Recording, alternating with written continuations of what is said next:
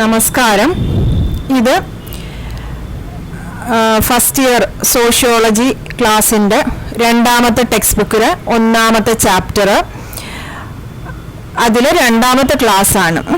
അപ്പോൾ social structure, social stratification and social processes എന്ന chapter, സാമൂഹ്യ ഘടന, സാമൂഹ്യ ശ്രേണീകരണം, സമൂഹത്തിലെ സാമൂഹ്യ പ്രക്രിയകൾ എന്ന ചാപ്റ്ററിലെ രണ്ടാമത്തെ ക്ലാസ്സാണ്.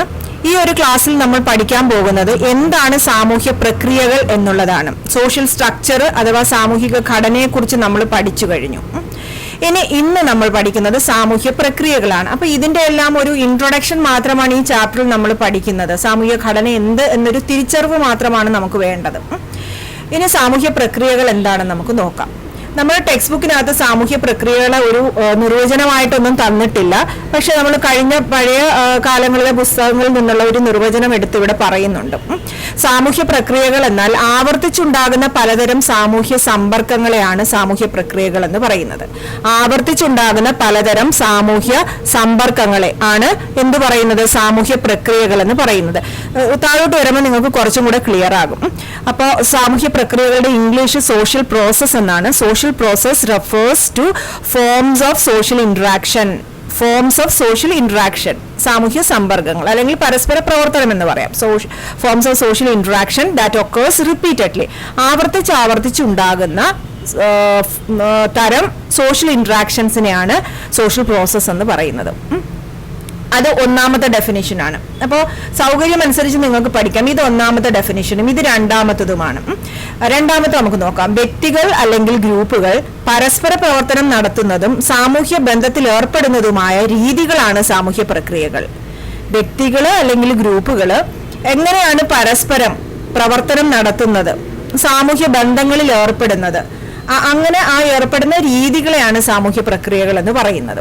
The ways in which individuals or groups interact and establish social relationships അല്ലെങ്കിൽ സോഷ്യൽ റിലേഷൻസ്, അത് എങ്ങനെ ഉണ്ടാകുന്നു ആ രീതികളാണ് എന്ത് പറയുന്നത്? സോഷ്യൽ പ്രോസസ് എന്ന് പറയുന്നത്. ഇങ്ങനെ 2-3 സോഷ്യൽ പ്രോസസ്സുകളുടെ ഉദാഹരണം പറയുമ്പോൾ നമുക്ക് ക്ലിയർ ആകും.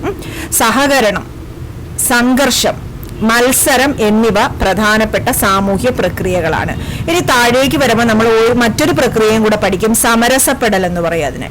സഹകരണം മീൻസ് കോപ്പറേഷൻ, സംഘർഷം മീൻസ് കോൺഫ്ലിക്റ്റ്, മത്സരം മീൻസ് കോമ്പറ്റീഷൻ, സമരസപ്പെടൽ അഥവാ അക്കോമഡേഷൻ. മനസ്സിലായല്ലോ? ഇവ 4 പ്രധാനമായിട്ടുള്ള സാമൂഹ്യ പ്രക്രിയകൾ എന്ന് പറയുന്നത്. സഹകരണം, സംഘർഷം, മത്സരം. ഇപ്പൊ നിങ്ങൾക്ക് മനസ്സിലായല്ലോ, വ്യക്തികൾ അല്ലെങ്കിൽ ഗ്രൂപ്പുകൾ പരസ്പര പ്രവർത്തനം നടത്തുന്നതും സാമൂഹ്യ ബന്ധത്തിൽ ഏർപ്പെടുന്നതുമായ രീതികൾ. സഹകരണം നടത്തുമ്പോൾ എന്ത് ചെയ്യുന്നു? നമ്മൾ ഒരുപാട് കാര്യങ്ങൾ ഒന്നിച്ച് ചെയ്യുന്നു, അല്ലെ? നമ്മൾ എല്ലാവരും തമ്മിൽ സാമൂഹ്യ ബന്ധത്തിലും ഏർപ്പെടുന്നു. ഈവൻ സംഘർഷം നടക്കുമ്പോൾ, കോൺഫ്ലിക്റ്റ് ഉണ്ടാകുമ്പോഴും എന്ത് നടക്കുന്നു? ഇൻഡിവിജ്വൽ ഇന്ററാക്ഷൻസ് നടക്കുന്നു, അല്ലെ? Groups interact and establish social relations. ആ റിലേഷൻസ് എങ്ങനെ ആയിരിക്കണം എന്നുള്ളത് അത് സംഘർഷമാണോ, സഹകരണമാണോ, അല്ലെങ്കിൽ കോമ്പറ്റീഷൻ ആണോ എന്നതിന്റെ അടിസ്ഥാനമായിട്ടായിരിക്കും ഇരിക്കുന്നത്. ഓക്കെ, ഇനി അപ്പൊ അത്രയുമാണ് സാമൂഹ്യ പ്രക്രിയകൾ. ഒരു നിർവചനം പഠിച്ചാൽ മതിയാകും. എന്നിട്ട് ഏതൊക്കെ ആണ് സാമൂഹ്യ പ്രക്രിയകൾ? കോപ്പറേഷൻ, കോൺഫ്ലിക്റ്റ് ആൻഡ് കോമ്പറ്റീഷൻ, സഹകരണം, സംഘർഷം, മത്സരം എന്നിവയാണ് പ്രധാന സാമൂഹ്യ പ്രക്രിയകൾ. മറ്റൊരെണ്ണം കൂടെ പറഞ്ഞു. എന്താണത്? അക്കോമഡേഷൻ അഥവാ സമരസപ്പെടൽ എന്നുള്ളതാണ്. ഇനി സാമൂഹ്യ പ്രക്രിയകളെ കുറിച്ച് സംഘടനവാദ വീക്ഷണം എന്ത് എന്നുള്ളതാണ്. സാമൂഹ്യ പ്രക്രിയകളെ കുറിച്ചുള്ള സംഘടനവാദ വീക്ഷണം എന്ത് എന്ന് നമുക്ക് നോക്കാം. അപ്പോൾ സംഘടനവാദ വീക്ഷണവും നിർവഹണവാദ വീക്ഷണവും നമ്മൾ പറയുന്നുണ്ട്. സംഘടനവാദികളിൽ പ്രധാനിയാണ് കാർൽ മാർക്സ്. നിർവഹണവാദികളിൽ പ്രധാനിയാണ് എമിൽ ദുർക്കൈം. ഇത് എപ്പോഴും ഓർത്തു വെക്കണം. സംഘടനവാദികളിൽ പ്രധാനിയാണ് കാർൽ മാർക്സ്. കോൺഫ്ലിക്ട് തിയറിസ്റ്റിൽ ഒരാളാണ് ആര്? Karl marks. ഫങ്ഷണലിസ്റ്റ് തിയറിസ്റ്റ് അഥവാ നിർവഹണവാദികളിൽ ഒരാളാണ് ആര്? എമിൽ ദുർക്കൈം. മറക്കൂലല്ലോ. ഇനി what are the views of Emil Durkheim or what are the views of conflict theorist and functional theorist about social processes? സാമൂഹ്യ പ്രക്രിയകളെ കുറിച്ചുള്ള സംഘടനവാദ വീക്ഷണവും നിർവഹണവാദ വീക്ഷണവുമാണ് നമ്മൾ നോക്കുന്നത്. ആദ്യത്തെ പേജിൽ നമ്മൾ സംഘടനവാദ വീക്ഷണമാണ് നോക്കുന്നത്. നമ്മൾ ഒരുപാട് കാര്യങ്ങൾ ഈ സംഘടനവാദ വീക്ഷണവും നിർവഹണവാദ വീക്ഷണവും ഒക്കെ പഠിക്കുന്നുണ്ട് അല്ലെ. വിദ്യാഭ്യാസത്തിനെ കുറിച്ച് അവരെന്ത് പറഞ്ഞു, കുടുംബത്തിനെ കുറിച്ച് അവരെന്ത് പറഞ്ഞു ഒക്കെ നമ്മൾ പഠിച്ചില്ലേ. അപ്പൊ അതുപോലെ ഇവിടെ അപ്പൊ അവിടങ്ങളിലൊക്കെ അവർ തമ്മിൽ ഒരുപാട് എതിർപ്പുകളൊക്കെ ഉണ്ട്. എന്താണോ സംഘടനവാദികൾ പറയുന്നത് അതിന്റെ വിപരീതമാണ് നിർവഹണവാദികൾ പറയുന്നത്. പക്ഷെ ഇവിടെ വരുമ്പോൾ സാമൂഹ്യ പ്രക്രിയകളുടെ കാര്യം വരുമ്പോൾ ഒരു കാര്യത്തിൽ അവർക്ക് ഒരു യോജിപ്പുണ്ട്. എന്താ നമുക്ക് നോക്കാം. സംഘടനവാദികളും നിർവഹണവാദികളും മനുഷ്യന്റെ അടിസ്ഥാന ആവശ്യങ്ങൾക്കും ഉൽപാദനത്തിനും പുനരുൽപാദനത്തിനും സഹകരണം അനിവാര്യമാണെന്ന് കാണുന്നു. സഹകരണം സമൂഹത്തിൽ ആവശ്യമാണെന്ന് രണ്ടു കൂട്ടരും, കോൺഫ്ലിക്ട് തിയറിസ്റ്റുകളും അതുപോലെ തന്നെ ഫങ്ഷണലിസ്റ്റുകളും നോക്കിക്കാണുന്നു എന്നുള്ളതാണ്. Both agree that corporation or the social processes is essential for humans to meet their basic needs to produce and reproduce. വീണ്ടും സാധനങ്ങൾ ഉണ്ടാക്കുവാനും വീണ്ടും ഉണ്ടാക്കുവാനും ഒക്കെ എന്ത് വേണം? സമൂഹത്തിൽ കോപ്പറേഷൻ വേണം, സഹകരണം ആവശ്യമാണെന്ന് സംഘടനവാദികളും നിർവഹണവാദികളും പറയുന്നു. അപ്പോൾ ആ ഒരു കാര്യത്തിൽ ദുർക്കൈമിനും മാർക്സിനും ഒക്കെ യോജിപ്പുണ്ട് എന്നുള്ളതാണ്. അതൊന്ന് ഓർത്തു വയ്ക്കുക. ചിലപ്പോൾ അങ്ങനെ ഒരു മാർക്കിനൊക്കെ ചിലപ്പം ചോദിക്കാൻ സാധ്യതയുണ്ട്. ഇനി നമ്മൾ ഒന്നൊന്നായിട്ട് ഓരോരുത്തരുടെ കാര്യവും നോക്കുന്നു. എന്താണ് കോൺഫ്ലിക്ട് തിയറിസ്റ്റുകളുടെ അഭിപ്രായം? സംഘടനവാദികൾ സാമൂഹ്യ പ്രക്രിയയെക്കുറിച്ച് എന്തു പറഞ്ഞു എന്ന് നമുക്ക് നോക്കാം. സഹകരണം ഒരു സമൂഹത്തിൽ നിന്നും മറ്റൊന്നിൽ വ്യത്യാസപ്പെട്ടിരിക്കുന്നു എന്നാണ്. ഓരോ സമൂഹങ്ങളിലും സഹകരണം മാറിക്കൊണ്ടിരിക്കുന്നു. സഹകരണം ഒരു സമൂഹത്തിൽ നിന്ന് മറ്റൊന്നിൽ വ്യത്യാസപ്പെട്ടിരിക്കുന്നു, അല്ലെങ്കിൽ സഹകരണം ഓരോ സമൂഹത്തിലും ഡിഫറെന്റ് ആയിരിക്കും എന്നുള്ളതാണ്. Conflict perspective emphasizes how cooperation changed from one society to another. Cooperation is changing from one society to another is the viewpoint of conflict perspective. Clear? Okay, then second point is ലളിത സമൂഹങ്ങളിൽ ഉൽപാദനം കുറവാണ്. ലളിത സമൂഹം means simple societies. Simple സൊസൈറ്റീസിൽ production വളരെ കുറവാണ്. In simple society people produce what they want only. എത്ര വേണോ അത് മാത്രമേ പ്രൊഡ്യൂസ് ചെയ്യുന്നുള്ളൂ. They are not producing excess or surplus. അവർ അധികമൊന്നും ഉണ്ടാക്കുന്നില്ല. ചെറിയ സമൂഹങ്ങൾ ഉൽപാദനം വളരെ കുറവായിരിക്കും ഉള്ളത്. അവർക്ക് ആവശ്യമുള്ള കാര്യങ്ങൾ മാത്രമേ ഉണ്ടാക്കുന്നുള്ളൂ. ഓക്കെ, അപ്പൊ അങ്ങനത്തെ സമൂഹങ്ങളിൽ സഹകരണം വളരെ കൂടുതലായിരിക്കും. കാരണം അവിടെ സംഘർഷത്തിന്റെ ആവശ്യം വരുന്നില്ല, അവിടെ സഹകരണം കൂടുതലായിരിക്കും. എന്നാൽ മുതലാളിത്ത സമൂഹത്തിൽ, ക്യാപിറ്റലിസ്റ്റ് സൊസൈറ്റിയിൽ സഹകരണം ഉണ്ടെങ്കിലും സംഘർഷങ്ങളും കൂടുതലാണ്. Because capitalism is encouraging competition അല്ലെ. കൂടുതൽ ലാഭം ഉണ്ടാക്കണം. That is the motto of capitalism. മുതലാളിത്തത്തിന്റെ ലക്ഷ്യം എന്ന് പറയുന്നത് എന്താണ്? കൂടുതൽ ലാഭം ഉണ്ടാക്കുക. So naturally what comes cooperation as well as conflict may come there. Okay, so in simple societies there was cooperation. Simple societies produce less and people were not divided based on caste or caste lines. Caste class divisions ഒന്നും അവിടെ ഉണ്ടായിരുന്നില്ല. But in complex societies cooperation involves potential conflict and competition because they produce more എന്ന് പറയുന്നു. They produce surplus. മനസ്സിലായല്ലോ? ഇനി മൂന്നാമത്തെ പോയിന്റിലേക്ക് നമുക്ക് പോകാം. സമൂഹത്തിൽ വ്യക്തികളെയും ഗ്രൂപ്പുകളെയും അസമത്വത്തിൽ അധിഷ്ഠിതമായി തരംതിരിക്കുന്നു. ആര്? ഈ സാമൂഹ്യ പ്രക്രിയകൾ എന്നാണ് പറയുന്നത്. സാമൂഹ്യ പ്രക്രിയകൾ സമൂഹത്തിൽ വ്യക്തികളെയും ഗ്രൂപ്പുകളെയും അസമത്വത്തിൽ അധിഷ്ഠിതമായി തരംതിരിക്കുവാൻ, സാമൂഹ്യ പ്രക്രിയകൾ ഉണ്ടാകുന്നതിന് ഒരു കാരണം എന്ന് പറയുന്നത് വ്യക്തികളെയും ഗ്രൂപ്പുകളെയും അസമത്വത്തിൽ അധിഷ്ഠിതമായിട്ട് സമൂഹം തരംതിരിച്ചു വയ്ക്കുന്നു, അതുകൊണ്ടാണെന്നാണ് പറയുന്നത്. Groups or individuals are placed unequally and differently in the society. സമൂഹം വ്യക്തികളെയും ഗ്രൂപ്പുകളെയും അസമത്വത്തിൽ അധിഷ്ഠിതമായി തരംതിരിച്ചു വച്ചിരിക്കുന്നു. അപ്പോൾ എന്തുണ്ടാകാം? So then naturally what comes? എന്ത് വരാം? സംഘടനം ഉണ്ടാകാം, അല്ലെങ്കിൽ കോപ്പറേഷനും കോൺഫ്ലിക്റ്റുകളും ഒക്കെ ഉണ്ടാകുവാനുള്ള സാധ്യതയുണ്ട്. അതാണ് അവരുടെ മൂന്നാമത്തെ view point. Groups or individuals are placed unequally and differently in society എന്നുള്ളതാണ് അവരുടെ മൂന്നാമത്തെ പോയിന്റ്. ഇനി നാലാമത്തെ പോയിന്റ് നാച്ചുറലി എല്ലാവരും അവർ പറയുന്ന പോലെ കോൺഫ്ലിക്ട് തിയറിസ്റ്റ് പറയുന്നുണ്ട്. Social processes are controlled by dominant sections of society. Dominant sections ആണ് ഈ എന്താ പറയുക, ഈ സോഷ്യൽ പ്രോസസ്സുകളെയും അസമത്വത്തിനെയും ഒക്കെ എൻകറേജ് ചെയ്യുന്നത് ആരാണ്? ഡോമിനന്റ് സെക്ഷൻസ് ആണ്. പ്രബല വിഭാഗം മാനദണ്ഡങ്ങളും ബലപ്രയോഗവും ഹിംസയും ഉപയോഗിച്ച് അസമത്വം നിലനിർത്തുന്നു എന്നാണ്. പ്രബല വിഭാഗം മാനദണ്ഡങ്ങളും ബലപ്രയോഗങ്ങളും ഹിംസയും ഉപയോഗിച്ച് അസമത്വം നിലനിർത്തുന്നു. Then naturally what comes? അസമത്വമുള്ള സൊസൈറ്റിയിൽ എന്തുണ്ടാകാം? അസമത്വമുള്ള സൊസൈറ്റിയിൽ കോമ്പറ്റീഷൻ ഉണ്ടാകുവാനുള്ള സാധ്യതയും കൂടുതലായിരിക്കും എന്നതാണ്. ഇനി അടുത്തതിലേക്ക് നമുക്ക് പോവാം. അടുത്തത് നിർവഹണവാദ വീക്ഷണമാണ്. ഫങ്ഷണലിസ്റ്റ് വ്യൂ പോയിന്റ് എന്താണെന്ന് നമുക്ക് നോക്കാം. ഫങ്ഷണലിസ്റ്റുകൾ പറയുന്നത് ഇവർ സമൂഹത്തെയും വ്യവസ്ഥകളെയും പ്രധാനമായി കാണുന്നു. They are giving importance to society as well as system ഉണ്ടാക്കി വെച്ചിരിക്കുന്ന വ്യവസ്ഥകളൊക്കെ ഇമ്പോർട്ടന്റ് ആണെന്ന് ആര് കാണുന്നു? ഈ നിർവഹണവാദികൾ കാണുന്നു. They are giving importance to social system and society. Society is important, at the same time the social system is also important എന്നാണ് ഫങ്ഷണലിസ്റ്റുകൾ പറയുന്നത്. ഇനി വ്യവസ്ഥകൾ സമൂഹത്തിൽ നിലനിൽക്കുവാനായിട്ട് 3 കാര്യങ്ങൾ വേണമെന്ന് അവർ പറയുന്നു. സമൂഹത്തിലെ വ്യവസ്ഥകള് സിസ്റ്റങ്ങളൊക്കെ നിലനിൽക്കണമെങ്കിൽ 3 കാര്യം വേണം. എന്തൊക്കെയാണ്? ഒന്ന് എന്ന് പറയുന്നത് the socialisation of new members, പുതിയ അംഗങ്ങളുടെ സാമൂഹീകരണം അല്ലെങ്കിൽ സാമൂഹ്യവൽക്കരണം. സോഷ്യലൈസേഷൻ ഓഫ് ന്യൂ മെമ്പേഴ്സ്, പുതിയ അംഗങ്ങളുടെ സാമൂഹീകരണം ആവശ്യമാണ്. പൊതു ആശയവിനിമയ സംവിധാനവും ആവശ്യമാണ്. A shared system of communication, പൊതു ആശയവിനിമയ സംവിധാനം ആവശ്യമാണ്. So for the existence of social system or for the existence of society, we need 3 things.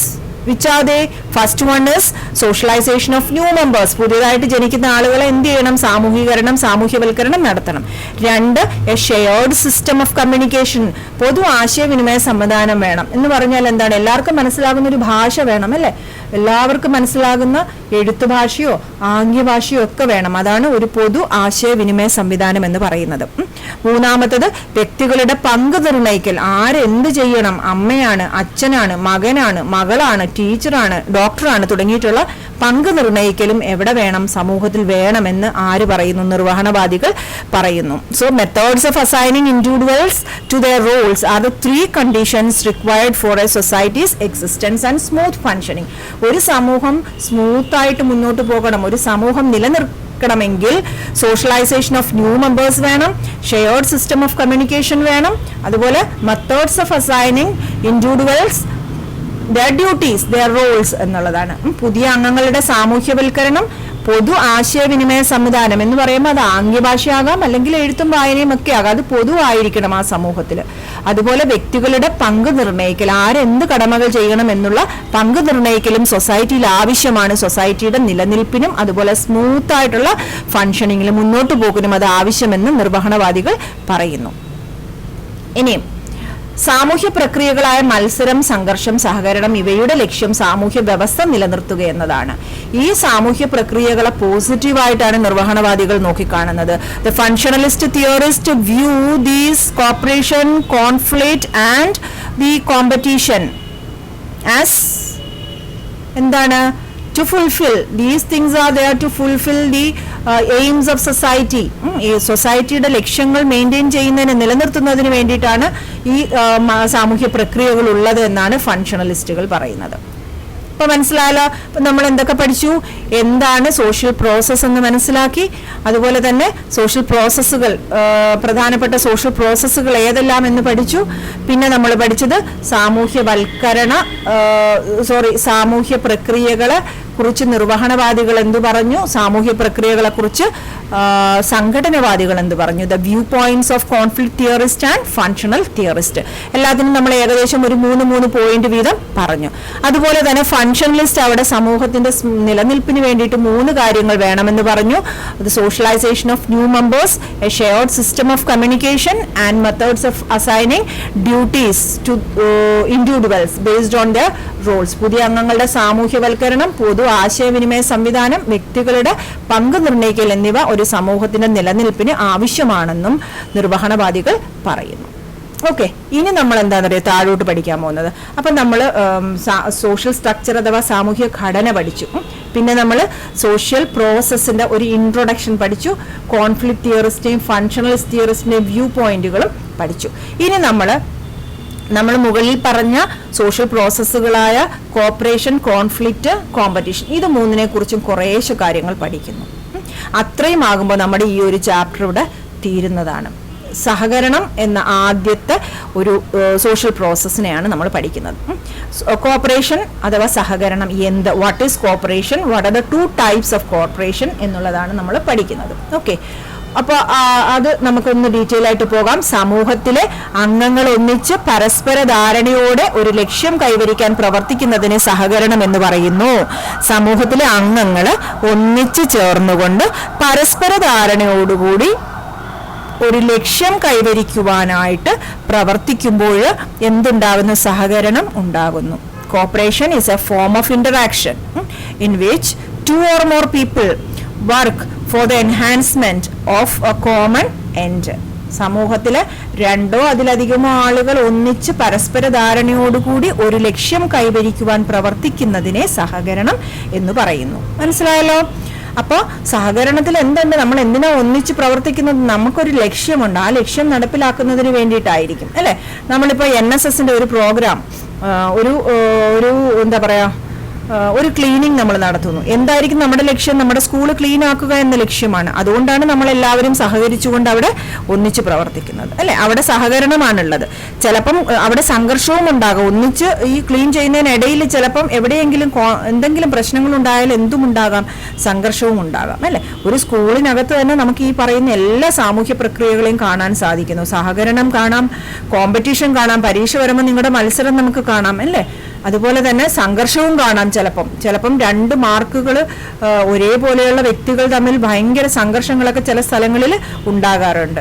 പക്ഷേ എപ്പോഴും സമൂഹത്തിന്റെ നല്ല നിലനിൽപ്പിനായിട്ട് സഹകരണമാണ് നല്ലത്. അപ്പോൾ 2 തരം സഹകരണമാണുള്ളത്. നിർബന്ധിത സഹകരണവും സ്വമേധയാ ഉള്ള സഹകരണവും. Enforced corporation and voluntary corporation. Enforced എന്ന് പറയുമ്പോൾ എന്താണ്? നിർബന്ധിച്ച് സഹകരിപ്പിക്കുന്നു. രണ്ടാമത് സ്വമേധയാ ഉള്ള സഹകരണം, സ്വന്തം ഇഷ്ടപ്രകാരം നമ്മൾ സഹകരിക്കുവാൻ പോകുന്നു. ഓക്കെ, ഇപ്പൊ ക്ലാസ് റൂമിന്റെ ഒരു ക്ലീനിങ് വരുന്നു.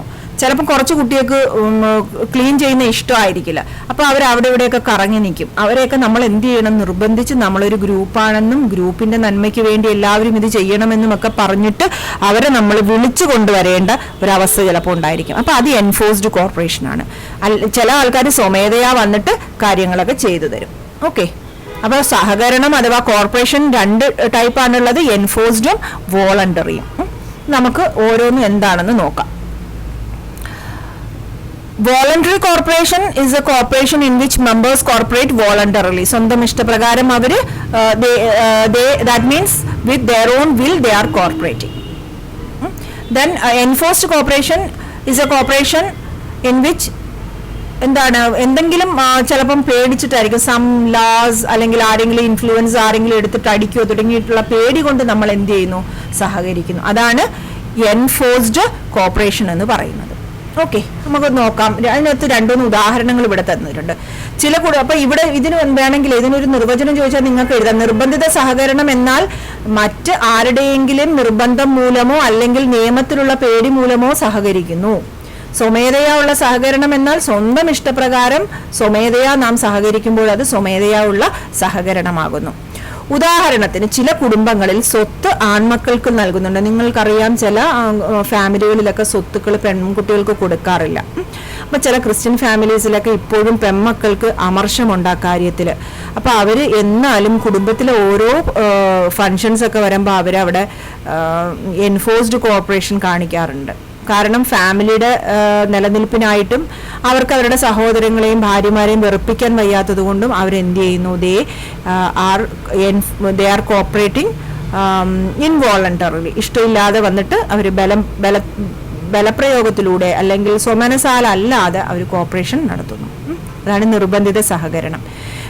അവരുടെ ലക്ഷ്യം കുടുംബബന്ധം നിലനിർത്തുക എന്നുള്ളതാണ്. കോർപ്പറേഷന് ലക്ഷ്യമുണ്ട്, അല്ലെ? ഇവിടെ കുടുംബബന്ധം നിലനിർത്തുക എന്ന ലക്ഷ്യം സാക്ഷാത്കരിക്കുന്നതിനായിട്ട് എന്ത് ചെയ്യുന്നു? ഈ പെൺമക്കള് ഈ ഒരു എന്താ പറയാ കുടുംബത്തിലെ ഓരോ ഫംഗ്ഷനിലുമൊക്കെ വന്നു ചേരുന്നുണ്ട്.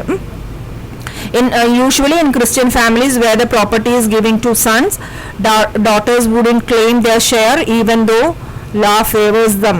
Law is favoring these girls, or law is favoring daughters, but they are afraid this would sour their relationship with their brothers and their wives, and they might hate them എന്നൊക്കെയുള്ള ഒരു ചിന്തയിൽ എന്ത് ചെയ്യുന്നു? അവർ പൂർണ്ണ സമ്മതത്തോടെ അല്ലാതെ അവർ നിർബന്ധിത സഹകരണം അഥവാ എൻഫോഴ്സ്ഡ് കോർപ്പറേഷനിലേക്ക് പോകുന്നു. ഇനി പരിപൂർണ ഇഷ്ടത്തോടെ ജന്മഗൃഹങ്ങളിൽ സഹകരിക്കുന്ന പെൺമക്കളുമുണ്ട്. ഇത് സ്വമേധയാ ഉള്ള സഹകരണമായി നമുക്ക് കാണാൻ സാധിക്കുന്നു. ഓക്കെ, ഇപ്പൊ ആരെങ്കിലും ഒരാള് നമ്മള് എന്താ പറയാ ഷെയർ ചോദിക്കുവാണെങ്കിലേ മറ്റുള്ളവർ നമ്മളെ ഗ്രീഡിയാണ്, നമ്മളെ ആർത്തിയുള്ളവരാണ്, ഹക്ക് ലേനെ വാലി എന്ന് ഹിന്ദിയിൽ പറയുന്നു. അതായത് അവളുടെ അവകാശം നേടിയെടുക്കാൻ വരുന്ന ലേഡി എന്നുള്ള ഒരു ചിന്തയുണ്ടാകും. അപ്പൊ പിന്നെ അവർക്ക് ആരുടെയും സഹായം ഉണ്ടാവില്ല എന്നൊക്കെ ഉള്ളത് കൊണ്ട് അവർ എൻഫോഴ്സ്ഡ് കോപ്പറേഷൻ അഥവാ നിർബന്ധിത സഹകരണത്തിലേക്ക് പോകാറും ഉണ്ട് എന്നുള്ളതാണ്. ഇനി സഹകരണമുള്ള കുടുംബങ്ങളിൽ എന്തും കാണുന്നു, സംഘർഷം കാണുന്നുണ്ട്. സഹകരണമുള്ള സ്ഥലങ്ങളിലെല്ലാം സഹകരണം മാത്രമല്ല, അവിടെ സംഘർഷം അഥവാ കോൺഫ്ലിക്റ്റും കാണാൻ സാധിക്കുന്നു. ഇംഗ്ലീഷാണ് കോൺഫ്ലിക്റ്റ്. കോൺഫ്ലിക്റ്റ് പ്രകടിപ്പിക്കാതിരുന്നാൽ അഥവാ സംഘർഷം പ്രകടിപ്പിക്കാതിരുന്നാൽ സഹകരണം എന്ന് നമുക്ക് തെറ്റിദ്ധരിക്കാം. ഇപ്പൊ നേരത്തെ പറഞ്ഞ എൻഫോഴ്സ്ഡ് കോപ്പറേഷൻ മനസ്സിൽ മുഴുവൻ അമർഷമാണ്. ആണുങ്ങൾക്ക് മാത്രം ആണ് പ്രോപ്പർട്ടി റൈറ്റ് ഉള്ളത്. അപ്പോൾ മനസ്സിൽ നമുക്ക് ഹെയ്റ്റ് അവരോട് ഇഷ്ടമല്ല ഉള്ളത് എങ്കിലും നമ്മൾ എന്ത് ചെയ്യുന്നു, നമ്മൾ അതിനെ അങ്ങ് കുടുംബത്തിന് വേണ്ടിയിട്ട് നമ്മളങ്ങ് അനുസരിക്കുന്നു. ഇതിനെ നിർവഹണവാദികൾ ഒരു പേരിട്ട് വിളിക്കുന്നു. ഫങ്ഷണലിസ്റ്റുകൾ ഇതിനെ വിളിക്കുന്നത് സമരസപ്പെടുത്തൽ അഥവാ പൊരുത്തപ്പെടൽ എന്നാണ്. അക്കോമഡേഷൻ എന്ന് ഇംഗ്ലീഷിൽ പറയും. അക്കോമഡേഷൻ. ഓക്കെ, അവിടെയും ഇവിടെയും തട്ടാതെ അങ്ങ് അഡ്ജസ്റ്റ് ചെയ്ത് പോകുന്നതിനെയാണ് അക്കോമഡേഷൻ എന്ന് പറയുന്നത്. ഇപ്പൊ നമ്മൾ എന്നെ ഒന്ന് അക്കോമഡേറ്റ് ചെയ്യുമെന്ന് പറഞ്ഞാൽ സ്ഥലമില്ലാത്ത ഒരാടുത്തേക്ക് അയാൾക്കും കൂടെ ഒരു സ്ഥലം കൊടുക്കുന്നതിനെയാണ് നമ്മൾ അക്കോമഡേഷൻ എന്ന് പറയുന്നത്. അല്ലേ, അത് തന്നെയാണ് ഇവിടെയും. അതായത് സഹകരണം ഇല്ല, അവിടെ സംഘർഷം ഉണ്ട്, പക്ഷെ നമ്മൾ അതിനെ പുറത്ത് കാണിക്കുന്നില്ല.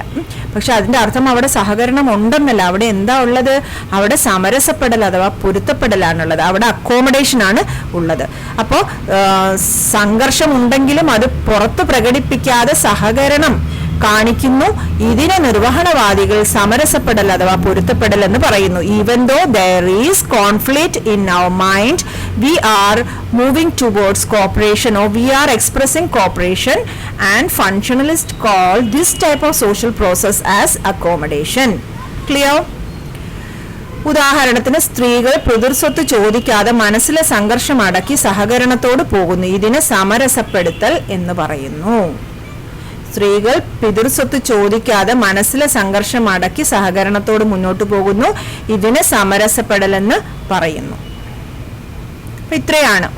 ഇനി നമ്മൾ കുറച്ചുകൂടെ ഡീറ്റെയിൽഡ് ആയിട്ട് സഹകരണത്തിനെ കുറിച്ച് നെക്സ്റ്റ് ക്ലാസ്സിൽ പഠിക്കുന്നതായിരിക്കും. Thank you.